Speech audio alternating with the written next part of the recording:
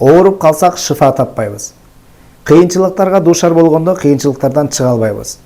Жакшылыктарга жетпейбиз, бирок жеткен күндө дагы анын берекеси жок кылып өткөрөбүз, эгерде эле Аллахка шүгүр кылбасак.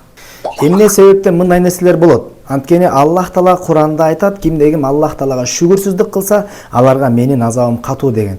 Демек шүгүрсүз адамга Аллахтын каргашасы болот, каргаша болгон жерде эч убакта жакшылык болбойт. Ал эми Аллах Таалага шүгүр кылуу кандай болот? Аллах Таалага шүгүр кылыш үчүн эң биринчи биз Аллах Тааланын берген жакшылыктарын эстешибиз керек. Себеп дегенде Аллах Таала Куранда силерге мен жакшылыктарды берген жакшылыктарды эсептей турган болсоңор анын чеги жок деп айтат. Кудайымдын берген жакшылыгы өтө мол жана чексиз. Ал эми экинчи, Аллах Таала берген жакшылыктарга ыраазы болгонду үйрөнүш керек. Аллах Таала берген жакшылыктарга ыраазы болуунун эң чоң өзөгү бул ибадат, Аллах Таалага кулчулук кылуу болуп эсептелет. Жана үчүнчүсү, Аллах Таала берген жакшылыкты эч убакта өзүбүзгө таңуулабаш керек. Себеби Кудай Таалам берген жакшылыкты Аллах Таала эртеси эле ал нерсени алып коюштугу мүмкүн. Ошондуктан келген жакшылыктарды Аллах Тааладан деп түшүнүп, ошону убактылуу экенин билүү керек.